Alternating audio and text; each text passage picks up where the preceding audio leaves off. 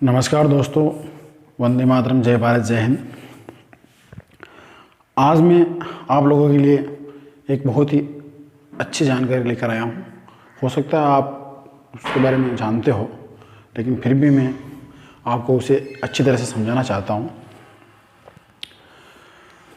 हाल ही में ग्राम विकास अधिकारी और कांस्टेबल भर्ती का नोटिफिकेशन जारी हो चुका है, फॉर्म भर चुके हैं।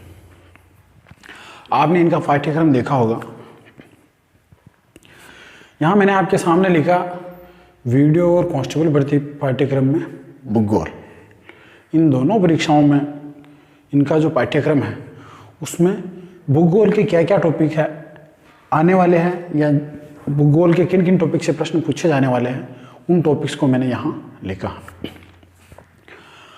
आज तक हुई विभिन्न ग्राम विकास अधिकारी की और कांस्टेबल की भर्ती परीक्षाओं में भूगोल के जिन टॉपिक से प्रश्न पूछे गए वो, प्लस अभी का जो नवीनतम सिलेबस जारी हुआ है उसके हिसाब से कि किन किन टॉपिक से प्रश्न पूछे जाते हैं या पूछे जाने वाले हैं, उन टॉपिक्स को मैंने यहाँ लिखा है।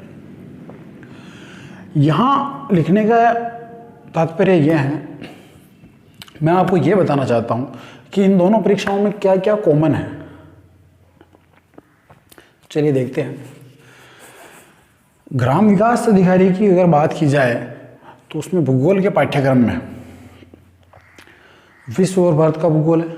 उसमें विश्व की भौतिक विशिष्टताएं, महत्वपूर्ण स्थान, पर्वत और महासागर, और भारत के परिप्रेक्ष्य में भारत की पारिस्थितिकी और वन्य जीवन, ये सिलेबस है। दूसरा, अगर कांस्टेबल की बात की जाए तो कांस्टेबल में सौरमंडल, वायुमंडल वह पढ़ते हैं, विश्व के महाद्वीप, महासागर, अक्षांश, देशांतर, नदियों के किनारे बसे विश्व के प्रमुख शहर, विश्व के प्रमुख स्थानों के उपनाम। दूसरा, भारत की स्थिति एवं भौतिक विभाजन, नदियां, जिले, मिट्टियां, राष्ट्रीय उद्यान, खनिज संसाधन, ऊर्जा संसाधन, कृषि व उद्योग और जनसंख्या। अब आपने देखा होगा कि इन दोनों में विश्व और भारत भूगोल कॉमन है। करीब करीब 90 से 95% कॉमन पार्ट जो इसमें है वही इसमें। दूसरा, अगर यही बात राजस्थान के परिप्रेक्ष्य में की जाए तो राजस्थान भूगोल का जो सिलेबस है उसमें ग्राम विकास अधिकारी में राजस्थान प्राकृतिक भूगोल, जलवायु, वनस्पति एवं मृदा क्षेत्र, विस्तृत भौतिक खंड, जनसंख्या, बेरोजगारी, दरिद्रता, सूखा, अकाल और मरुस्थलीकरण की समस्याएं। दूसरा है प्राकृतिक संसाधन, खान व खनिज, वन, भूमि एवं जल, पशु संसाधन, वन्य जीव एवं संरक्षण। ये तो हुआ वीडियो का। अगर कांस्टेबल की बात की जाए तो कांस्टेबल में राजस्थान की स्थिति एवं विस्तार, भौतिक स्वरूप, जलवायु, नदियां, जिले, मिट्टियां, वनस्पति, वन्य जीव अभ्यारण्य, पशु संपदा, डेयरी विकास, खनिज व ऊर्जा संसाधन, पर्यटन, सिंचाई परियोजनाएं और उद्योग। और दूसरा है इसमें जनगणना, परिवहन, कृषि व प्रमुख फसलें। तो आपने देखा ये वीडियो या कांस्टेबल, ये भी कॉमन है। सबसे बड़ी चीज, इन दोनों भर्ती परीक्षाओं में जो भूगोल का पाठ्यक्रम है वो संपूर्ण पाठ्यक्रम का 30 से 35% स्थान रखता है। दूसरी सबसे बड़ी चीज, इन दोनों का जो भूगोल का पाठ्यक्रम है वो 90 से 95% कॉमन है। तीसरी सबसे बड़ी चीज, भूगोल एक ऐसा सब्जेक्ट है जिसे अगर आप एक बार अच्छे से क्लियर कर लेते हैं तो ये आपके सभी परीक्षाओं में काम आता है। जितनी भी प्रतियोगी परीक्षाएं होती हैं उनमें इनसे संबंधित प्रश्न हमेशा पूछे जाते हैं। ये वो टॉपिक हैं जो हमेशा एक से रहने वाले हैं, इनमें कोई विशेष चेंज नहीं होता। अगर होता भी है तो नगण्य रूप से, जैसे जनसंख्या, कृषि और उद्योग, इन टॉपिक्स के अंदर चेंजेस होता है, बाकी कोई चेंज नहीं होता है। तो ये सब टॉपिक आपके अच्छे से क्लियर होना बहुत आवश्यक है। अगर ये सब आपके क्लियर है तो इसका मतलब ये होता है कि आपका सिलेबस 30 से 35% अच्छा है और इनमें आप अच्छी मार्किंग कर सकते हैं। तो दोस्तों, मैं आपका ज़्यादा समय व्यतीत नहीं करना चाहूँगा, समय बहुत कीमती है। मैं ये सभी टॉपिक आपके कम समय में इतने अच्छे से क्लियर करवा दूंगा और मुझे पूरा विश्वास है कि इन दोनों भर्ती परीक्षाओं में भूगोल से एक भी प्रश्न आपका छूटने वाला नहीं है। तो आपका ज़्यादा समय न लेते हुए हम स्टार्ट करेंगे अपनी क्लास। तो दोस्तों आज से स्टार्ट करते हैं अपन जीरो से। सबसे पहला टॉपिक लेते हैं सौर मंडल या ब्रह्मांड। तो टॉपिक है अपना ब्रह्मांड, जिसे अंग्रेजी में यूनिवर्स कहा जाता है। इसकी परिभाषा क्या है कि अस्तित्वमान द्रव्य एवं ऊर्जा के सम्मिलित रूप को ब्रह्मांड कहते हैं। ठीक है। इसकी उत्पत्ति 13 अरब 70 करोड़ वर्ष पूर्व उत्पत्ति। ठीक है। दूसरी चीज इंपॉर्टेंट, इसको अंग्रेजी में क्या कहते हैं? कॉस्मोस। कॉस्मोस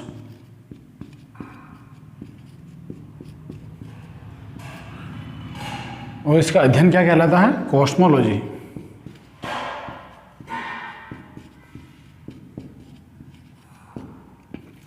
ठीक है। अस्तित्वमान द्रव्य में ऊर्जा के सम्मिलित रूप को ब्रह्मांड कहते हैं। उत्पत्ति 13 अरब 17 करोड़ वर्ष पूर्व हुई। कॉस्मोस कहते हैं, अध्ययन को कॉस्मोलॉजी कहा जाता है। इसकी उत्पत्ति का जो सबसे लोकप्रिय सिद्धांत, पॉपुलर सिद्धांत है, वो है महाविस्फोटक सिद्धांत। क्या है? महाविस्फोटक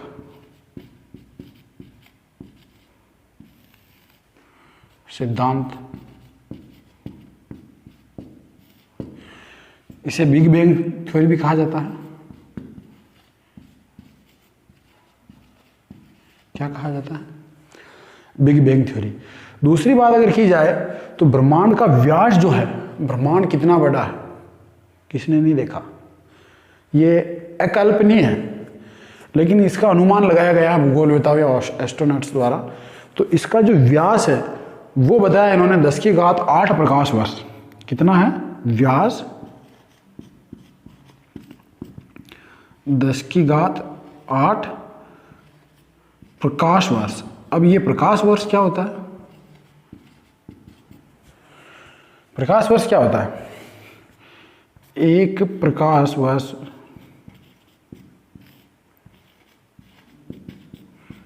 ये बराबर होता है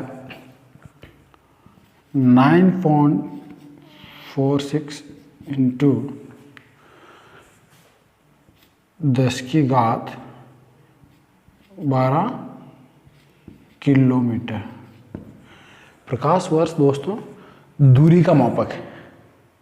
प्रकाश वर्ष दूरी का मापक है। एक प्रकाश वर्ष में 9.46 इंटू 10⁻12 किलोमीटर होते हैं, या ये यूं भी लिखा जा सकता है कि 9.46 इंटू 10⁻15 मीटर। अगर इसको आप मीटर में कन्वर्ट करोगे तो ये होता है। तो दोस्तों प्रकाश वर्ष जो है समय का न होकर दूरी का मापक होता है। मतलब एक वर्ष में प्रकाश द्वारा तय की गई दूरी, उसको प्रकाश वर्ष कहते हैं। तो प्रकाश जो है एक वर्ष में ये दूरी तय करता है। प्रकाश की गति क्या होती है? देखो आप, प्रकाश की गति 3 लाख किलोमीटर प्रति सेकंड। ये दोस्तों प्रकाश की गति होती है। और एक वर्ष में प्रकाश जितनी दूरी को तय करता है उसको एक प्रकाश वर्ष कहते हैं। और ब्रह्मांड का जो व्यास है वो 10⁸ प्रकाश, मतलब अगर आप इसको सोल्व करो तो कितने प्रकाश वर्ष आते हैं, उतनी दूरी ब्रह्मांड की है। अब अगर आगे बात की जाए तो ब्रह्मांड में कई आकाश गंगाएं। क्या है? आकाश गंगाएं। आकाश गंगाएं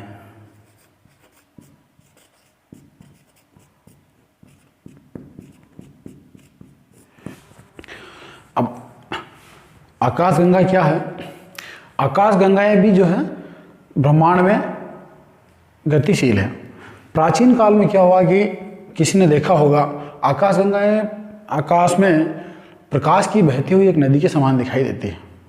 तो प्राचीन काल में लोगों ने जब इसे देखा तो इसको आकाश की गंगा नाम दिया, इसलिए इनको आकाश गंगा कहा जाता है।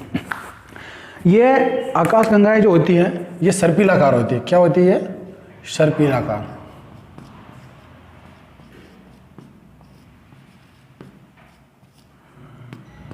दूसरी चीज, आज तक जितनी भी आकाश गंगाएं खोजी गई हैं उनमें सबसे बड़ी है एरोमीडा।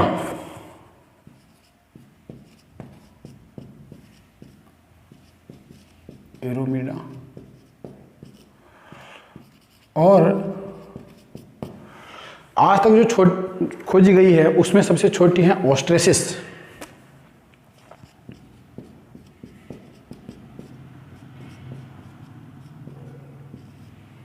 ठीक है। अगला इंपॉर्टेंट कि हमारी जो पृथ्वी है वो किस आकाशगंगा में है, उसका नाम क्या है? उसका नाम है मंदाकिनी। मंदाकिनी। इसे दुग्ध मेखला भी कहा जाता है।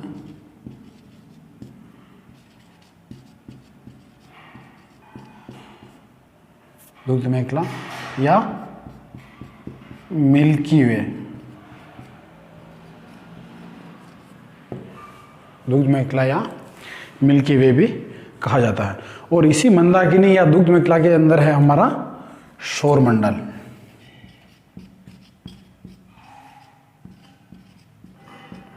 ठीक है। तो ये तो हुई मोटा मोटी ब्रह्मांड की जानकारी। अब हम पढ़ेंगे सौरमंडल।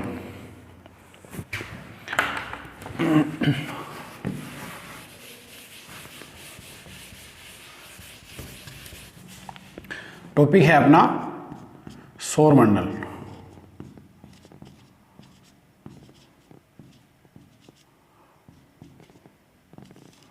दोस्तों, सबसे पहली बात, सौरमंडल की खोज किसने की? कोपरनिकस ने।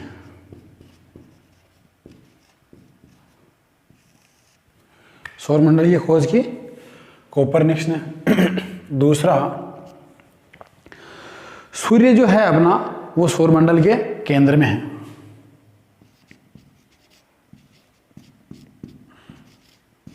केंद्र में है।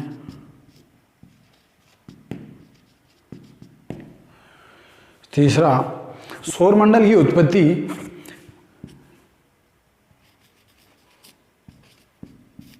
धूल और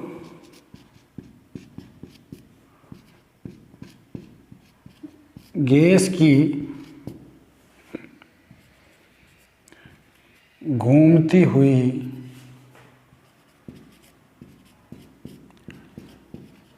निहारिका।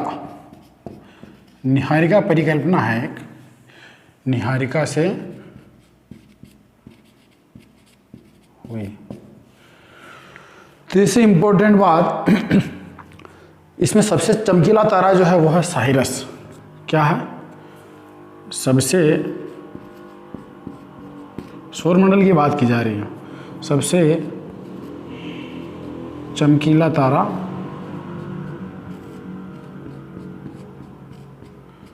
साइरस। ठीक है दोस्तों, सौरमंडल में केवल सूर्य है और सबसे चमकीला तारा है साइरस। इसको डॉग स्टार भी कहा जाता है। क्या कहा जाता है? Dog star. ठीक है। दूसरी चीज, वर्तमान में 8 ग्रह हैं सौरमंडल में। सौरमंडल में कितने ग्रह हैं? 8। आपको पता हो तो प्लूटो जो ग्रह था उसको 2006 में हटा दिया गया। 24 अगस्त 2006 को जो प्राग सम्मेलन हुआ था उसमें प्लूटो को बोना ग्रह घोषित कर दिया। कारण कि उसकी जो है कक्षा वृत्ताकार नहीं थी।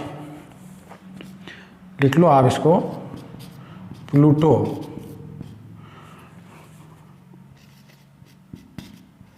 बोना ग्रह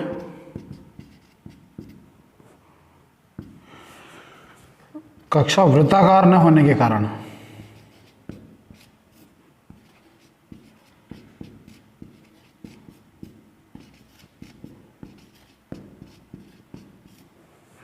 इसको जो है ग्रह नहीं माना गया। तो ये है अपना सौरमंडल। अब सौरमंडल का मुखिया क्या है? सूर्य। ये सूर्य केंद्र में है और यही मुखिया कहलाता है। अब मैं आपको इसी चीज़ को एक चित्र द्वारा समझाना चाहूँगा।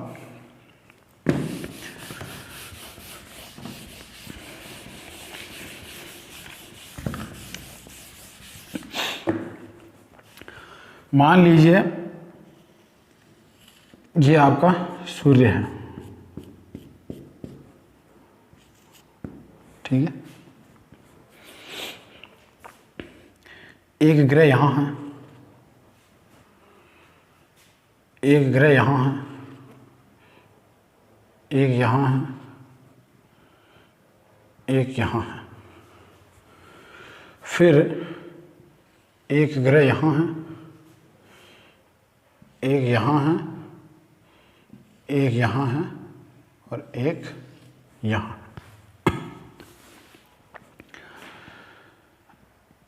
ये सभी ग्रह सूर्य के चक्कर लगाते हैं, ठीक है। सूर्य के सबसे नज़दीक ग्रह है बुध, जिसे आप मरकरी भी कहते हैं। उसके बाद आ जाता है आपका शुक्र, ये आपकी प्यारी सी पृथ्वी, ये इनकी कक्षा है, ये जो है इनकी कक्षा है। बुध शुक्र के बाद आएगी आपका पृथ्वी, ये आपका मंगल है,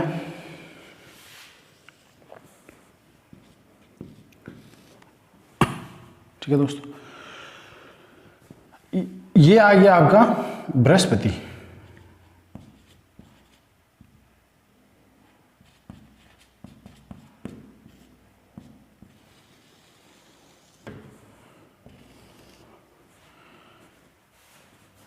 ये वलयाकार ग्रह है, वलय है मतलब कुंडली है इस ग्रह के, इसको कहते हैं शनि। यह आपका अरुण है और ये वरुण है ना। वो अपना प्लेटो इधर था, उसको अपन ने बाहर निकाल दिया। तो अब क्या बचा अपने पास, सिर्फ ये 8 ग्रह बचे हैं। तो दोस्तों ये है आपका सौरमंडल। अब देखिए, सूर्य सौरमंडल के केंद्र में है। ये सभी ग्रह सूर्य की परिक्रमा करते हैं। इनकी 2 गतियां होती हैं, परिक्रमण और परिभ्रमण। परिभ्रमण मतलब अपनी ही जगह पे घूमना, और परिक्रमण मतलब सूर्य के चारों ओर चक्कर लगाना। बुध शुक्र पृथ्वी मंगल, बृहस्पति शनि अरुण और वरुण। अब देखिए, यहां एक छोटे छोटे क्षुद्र ग्रहों की पट्टी है, ठीक है। यूं समझ लीजिए आप, एक पट्टी है यहां, इनको कहा जाता है क्षुद्र ग्रह। कई बार एग्जाम्स में यह क्वेश्चन पूछा गया है कि क्षुद्र ग्रह कहां पाए जाते हैं। तो ये मंगल और बृहस्पति ग्रह के बीच में पाए जाते हैं। दूसरी, सूर्य और क्षुद्र ग्रहों के बीच में जो ग्रह है, इनको आंतरिक ग्रह कहा गया है। मतलब इन चारों को आंतरिक,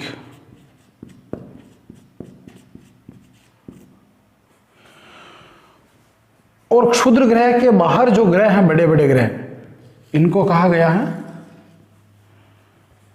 बाह्य।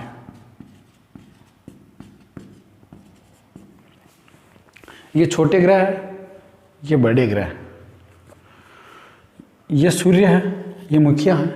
ये पृथ्वी का 109 गुना बड़ा है दोस्तों, और सूर्य का 2 अरबवां भाग, सूर्य के प्रकाश का 2 अरबवां भाग ही पृथ्वी तक पहुंच पाता है। अब आप समझ लीजिए कि सूर्य से कितनी ऊर्जा जो है उत्सर्जित होती है। तो आपने देखा कि सूर्य केंद्र में है, सभी ग्रह इसका चक्कर लगाते हैं। तथा एक सबसे इंपॉर्टेंट बात याद रखना आप, एक तो आपका शुक्र और एक आपका अरुण ग्रह, ये दोनों ग्रह अलग दिशा में चलते हैं। सूर्य की जो परिक्रमा करते हैं ये दक्षिणावर्त करते हैं, बाकी सभी ग्रह वामावर्त करते हैं। बाकी सभी ग्रह पश्चिम से पूर्व की ओर सूर्य की परिक्रमा करते हैं, लेकिन ये दोनों दक्षिणावर्त घूमते हैं। दूसरी इंपॉर्टेंट बात, क्षुद्र ग्रह और सूर्य के बीच में पाए जाने वाले ग्रहों को आंतरिक या अवांतर ग्रह कहा जाता है, और क्षुद्र ग्रह और के बाहर वाले ग्रहों को बाह्य ग्रह कहा जाता है। ये सभी ग्रह बड़े हैं, विशाल हैं, ये सब छोटे हैं। मंगल और बृहस्पति के बीच में क्षुद्र ग्रह पाए जाते हैं। अब देखिए आप, ये सूर्य, इसको सौरमंडल का मुखिया या जन्मदाता कहा जाता है। ये स्वयं के प्रकाश से प्रकाशमान है, बाकी कोई भी ग्रह का कोई स्वयं का प्रकाश नहीं है। अब सूर्य में क्या होता है, सूर्य किससे मिलके बना है? हाइड्रोजन और हीलियम से। तो इसको मिटा देता हूं मैं।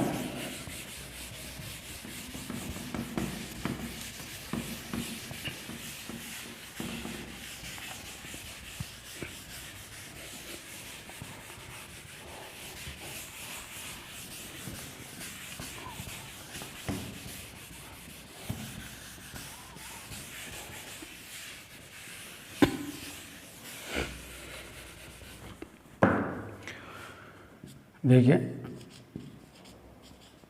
सूर्य,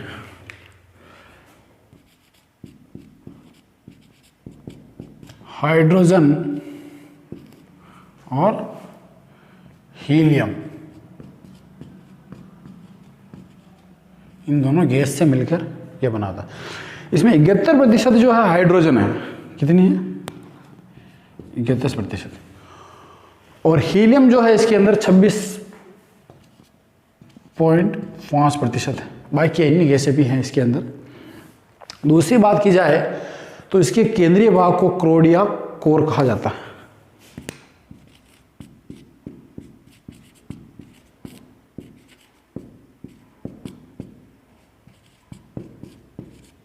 सूर्य का केंद्रीय भाग क्या कहलाता है दोस्तों? क्रोड। बाहरी इसकी जो केंद्रीय भाग है, इसका तापमान, इसकी अगर तापमान की बात की जाए तो 1.5 × 10⁻7 सेंटीमीटर, 0.5 × 10⁻7 सेंटीग्रेड, 7 डिग्री सेंटीग्रेड केंद्रीय भाग का तापमान। और अगर इसके बाहरी सतह के तापमान की बात की जाए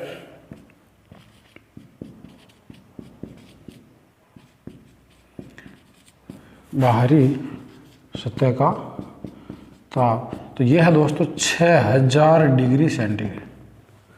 कितना है? 6000 डिग्री सेंटीग्रेड। अब यह जो है अपने एक्स पर पूर्व से पश्चिम की ओर घूमता है। दूसरा, इसका परिक्रमण काल दुग्ध मेखला के चारों ओर 25 करोड़ वर्ष, मतलब सूर्य जो है अपनी दुग्ध मेखला जो आकाश गंगा है उसके चारों ओर परिक्रमा करता है। उसका वर्ष की, उसमें समय कितना लगता है? इसका परिक्रमण काल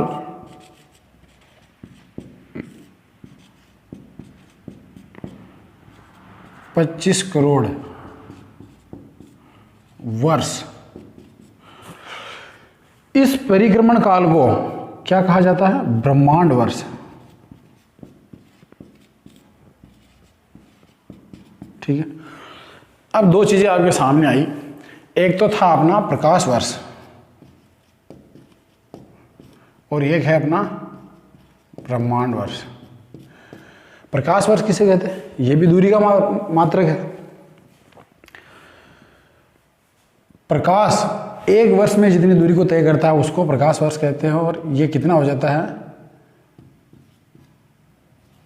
9.46 × 10⁻15 मीटर। और ब्रह्मांड वर्ष मतलब 25 करोड़ वर्ष, मतलब 25 करोड़ वर्ष। ये इसका जो है परिक्रमण काल है। आगे बात की जाए तो ये पृथ्वी से 109 गुना है। अब इसका व्यास, सूर्य के व्यास की बात कर रहे हैं अपन, तो इस सूर्य का व्यास जो है 13,92,000 किलोमीटर। सूर्य का व्यास कितना है? 13,92,000 किलोमीटर। ये दोस्तों सूर्य का व्यास है। सूर्य ग्रहण के समय जो हमें इसका प्रभामंडल दिखाई देता है, बाह्य भाग, उसको कोरोना कहा जाता है। ये आपका कोविड वाला कोरोना नहीं है, प्रभामंडल।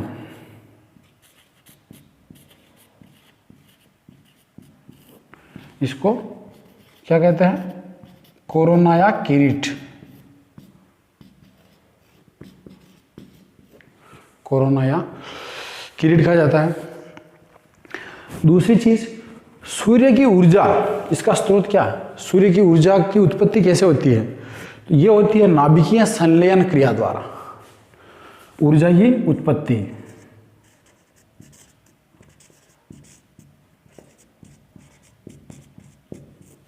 नाभिकीय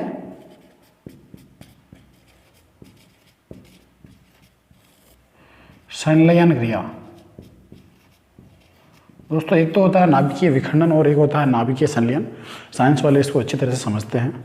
नाभिकों का विखंडित होना और नाभिकों का विभिन्न नाभिकों का संलयित होना।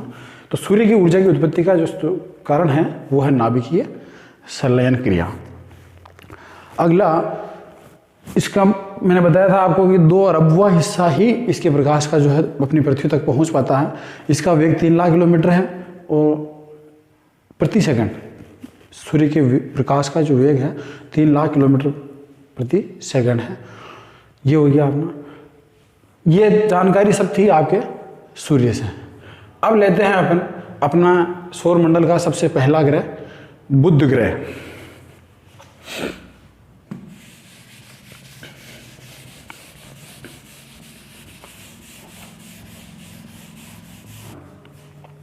नंबर 1 बुध, जिसे आप मरकरी भी कहते हैं। अब दोस्तों सबसे पहली बात तो यह है कि यह सूर्य का सबसे नज़दीकी ग्रह है, सबसे छोटा ग्रह है। आपने देखा था प्रमुख ग्रह बुध, शुक्र, पृथ्वी, मंगल, बृहस्पति, शनि, अरुण, वरुण, यम जो है प्लूटो, उसको अपन ने बाहर निकाल ही दिया था। पहला ग्रह है बुध ग्रह, सबसे छोटा ग्रह। अब इसकी क्या क्या विशेषताएं हैं साहब? बुध ग्रह जो है इसको समृद्धि व संपन्नता का देवता कहा जाता है। क्या कहते हैं इसको? सुख,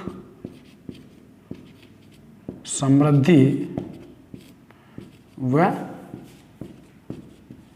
संपन्नता का देवता।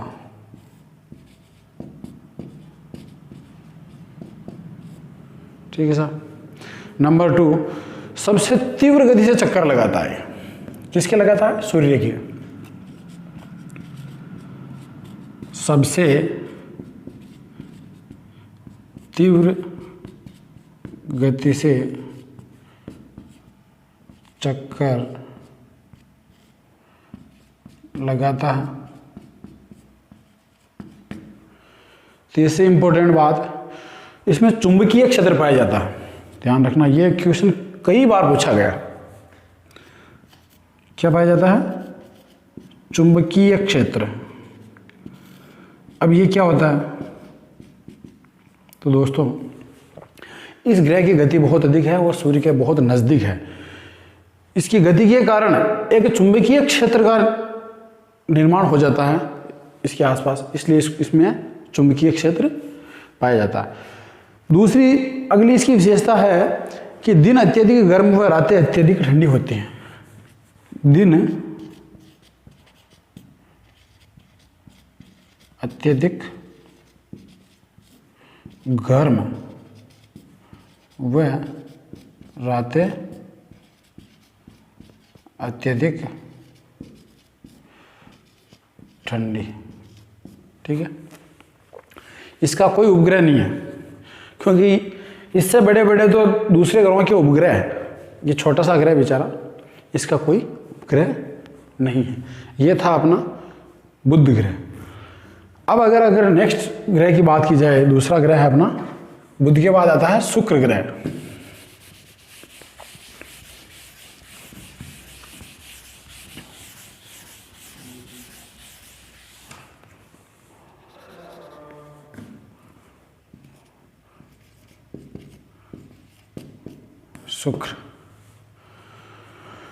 शुक्र ग्रह सूर्य से दूसरा ग्रह है। पहला बुध हुआ, दूसरा शुक्र। इसकी विशेषता है सुंदरता का देवता भोर व सांझ का तारा कहा जाता है इसे। सुंदरता का देवता भोर व सांझ का तारा। ये मैं आपको वही चीज़ें लिखवा रहा हूँ जो अधिकतर एग्जाम में पूछी गई हैं या पूछी जा सकती है। ठीक है, अगली विशेषता है अपने सूर्य शुक्र ग्रह की कि पृथ्वी की जुड़वा बहन कहलाता है। शुक्र ग्रह जो है पृथ्वी की जुड़वा बहन, पृथ्वी की जुड़वा बहन। ठीक है, अगली विशेषता, इसका परिभ्रमण काल और परिक्रमण काल से अधिक है। इसका जो परिभ्रमण वो परिक्रमण से अधिक है।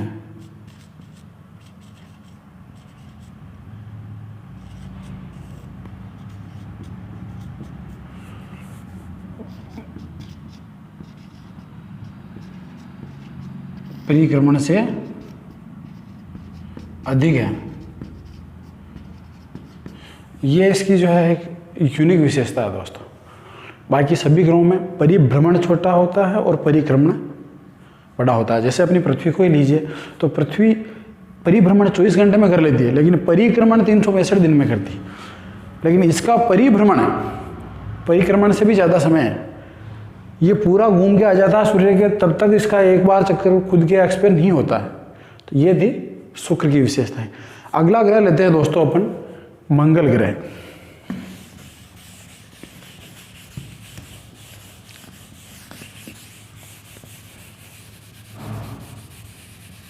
तीसरा है अपना मंगल ग्रह। इसका नाम आप लोगों ने बहुत बार सुन रखा होगा, क्योंकि हम इसके ऊपर जो है लोड भी काटने वाले हैं। अगर मंगल ग्रह की बात की जाए दोस्तों, तो लाल ग्रह और देवताओं का ग्रह है ये। सबसे पहली विशेषता, इसे लाल ग्रह कहते हैं, देवताओं का ग्रह कहा जाता है।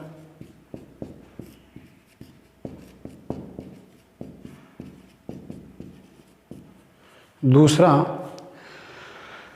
कक्षा तल में 25 डिग्री के कोण पर झुका हुआ। कक्षा तल पर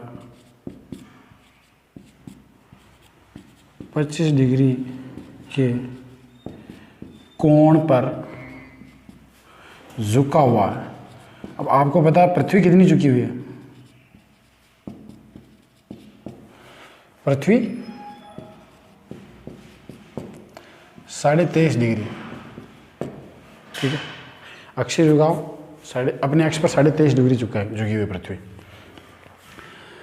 मंगल ग्रह की अगली विशेषता इसमें होती है दोस्तों कि इसमें जो है पृथ्वी के समान 2 ध्रुव पाए जाते हैं। सबसे इंपॉर्टेंट बात, पृथ्वी के समान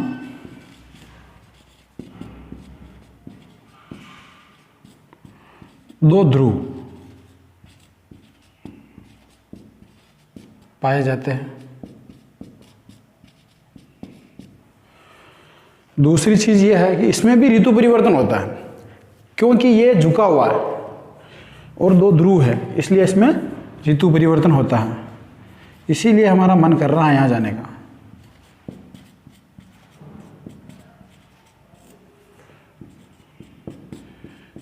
ये पृथ्वी के अलावा और किसी दूसरे ग्रह में नहीं होता है। मंगल और पृथ्वी के अलावा और किसी ग्रह में नहीं होता। अब इसमें एक पर्वत है जिसे कहा जाता है निक्स ओलंपिया। निक्स ओलंपिया पर्वत है ये जो है दोस्तों, आपको अचरज होगा, अपना जो एवरेस्ट है ना, एवरेस्ट, माउंट एवरेस्ट 8,849 मीटर, उससे 3 गुना है।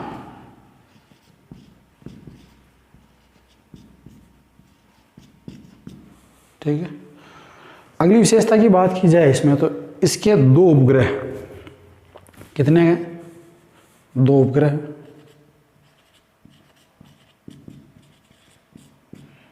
पहला इसका उपग्रह है डीमोस। इंपॉर्टेंट है दोस्तों, ये क्वेश्चन कई बार पूछा गया है। डिमोस, डिमोस क्या? सौरमंडल का सबसे छोटा उपग्रह है ये, सबसे छोटा। और इसका दूसरा उपग्रह है,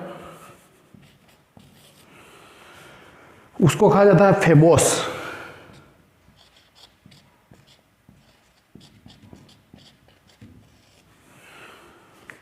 तो दोस्तों मंगल ग्रह, लाल ग्रह, देवताओं का ग्रह, कक्षा तल पर 25 डिग्री के कोण पर झुका हुआ है, पृथ्वी के समान 2 ध्रुव पाए जाते हैं, ऋतु परिवर्तन होता है, निक्स ओलंपिया पर्वत एवरेस्ट 3 गुना बड़ा है।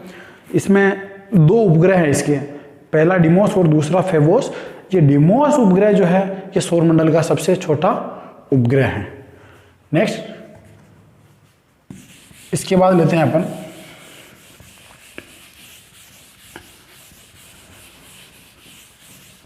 बृहस्पति। आपके मन में प्रश्न उठ रहा होगा कि पृथ्वी क्यों नहीं लिया। पृथ्वी को हम डिटेल से पढ़ने वाले हैं, क्योंकि उसमें महाद्वीप, महासागर, अक्षांश, देशांतर वगैरह सब पढ़ने हैं। इसलिए सौरमंडल के दूसरे जो भी मेंबर्स हैं, सदस्य हैं, दूसरे ग्रह हैं, उनको पहले अपन क्लियर कर लेते हैं। बुध हो गया, शुक्र हो गया, मंगल हो गया। अब होता है अपना चौथा ग्रह बृहस्पति।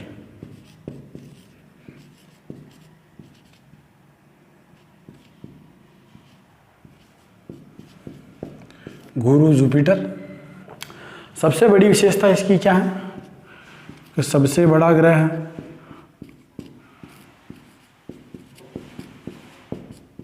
सबसे छोटा कौन सा था?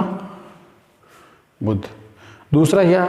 ये शीतल है, ठंडा है। गुरु जी हमेशा शीतल ही रहते हैं। अगली विशेषता क्या है इसकी कि मनुष्य और देवताओं पर शासन करने वाला ग्रह कहा गया इसको। बहुत बड़ी बात है।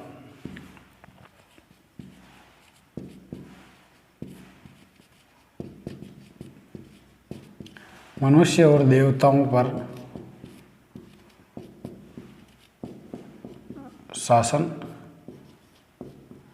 करने वाला। ठीक है, अगली बात की जाए इसकी तो ये पीले रंग का है। गुरु है पीला, पीले रंग का ग्रह है।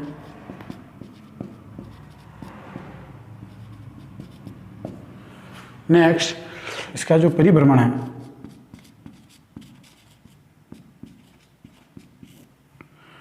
9 घंटे 50 मिनट है।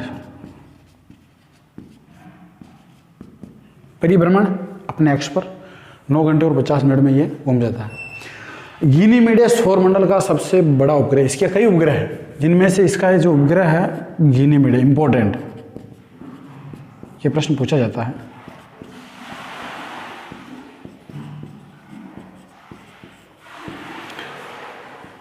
ये जो है सौरमंडल का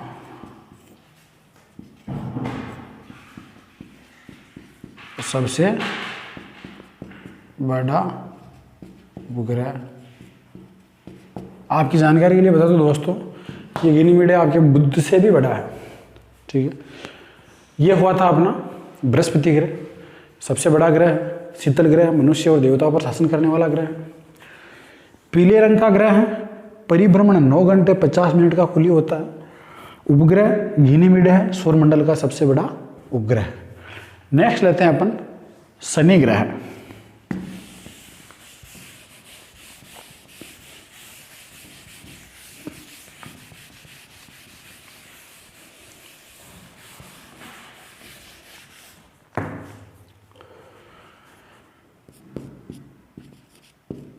शनि,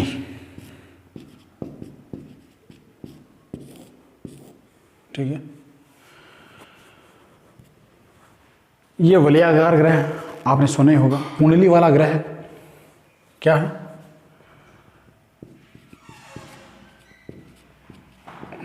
कुंडली वाला ग्रह।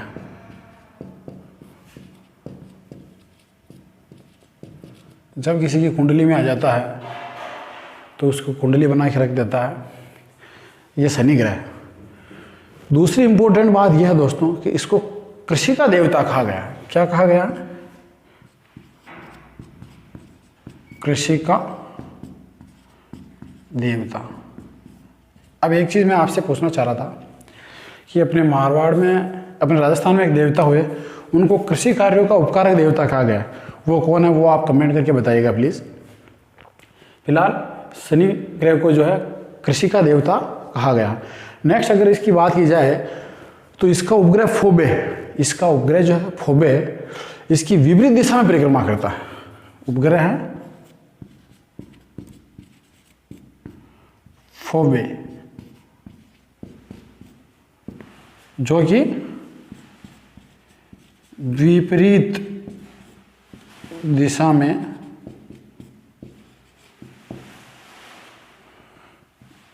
परिक्रमा करता है।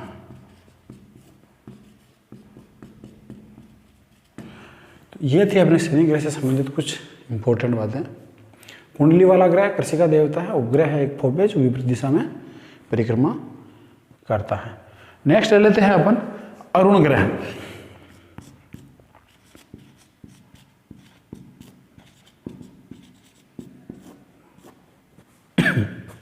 बहुत दूर का ग्रह है अरुण ग्रह।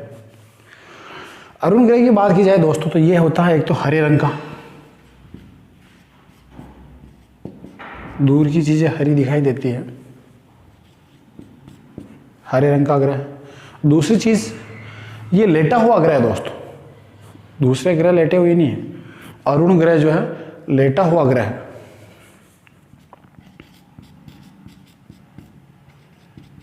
ये प्रश्न कई बार पूछा गया,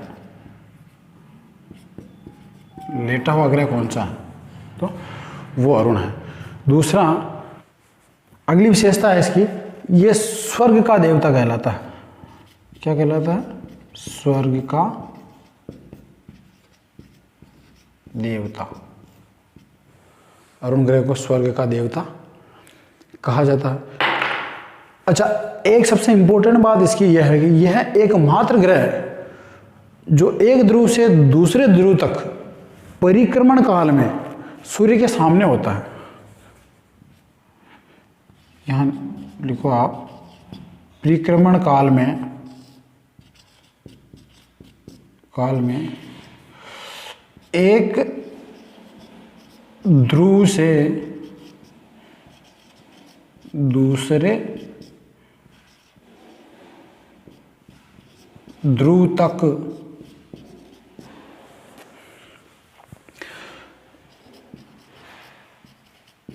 सूर्य के सामने रहता है। समझे आप? मतलब अपने परिक्रमण के दौरान, पूरे परिक्रमण के दौरान इसके दोनों ध्रुव जो है हमेशा सूर्य के सामने रहते हैं। तो ये थी अपनी अरुण ग्रह की विशेषताएं। हरे रंग का ग्रह है, लेटा हुआ ग्रह है, स्वर्ग का देवता है, परिक्रमण काल में ध्रुव से एक ध्रुव से दूसरे ध्रुव तक सूर्य के सामने रहता है। बिल्कुल फैक्ट चीजें जो हमेशा एग्जाम में पूछी जाती है, ये आपको रखनी। अब अपना लास्ट बचा है वरुण ग्रह। क्या बचा है? वरुण ग्रह।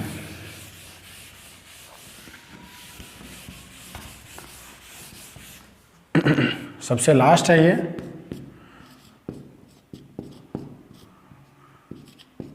वरुण ग्रह।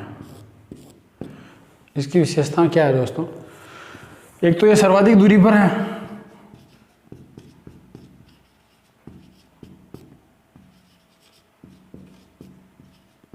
सूर्य से सर्वाधिक दूरी पर है। यह भी हरे रंग का ग्रह है, क्योंकि दूर की चीजें हरी दिखाई देती है। यह भी हरे रंग का ग्रह है। इसे समुद्र का देवता कहा गया, समुद्र का देवता।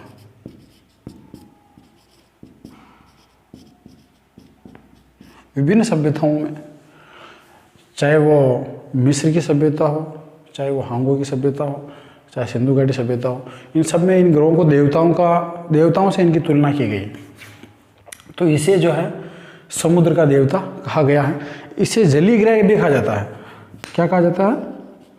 जलीय ग्रह। लेकिन दोस्तों यहाँ जल नहीं होता है, ध्यान रखना आप, जल नहीं होता है। इसको केवल जलीय ग्रह कहा गया, क्योंकि वरुण देवता को जल का देवता कहा गया, इसलिए इसको जलीय ग्रह कहा जाता था।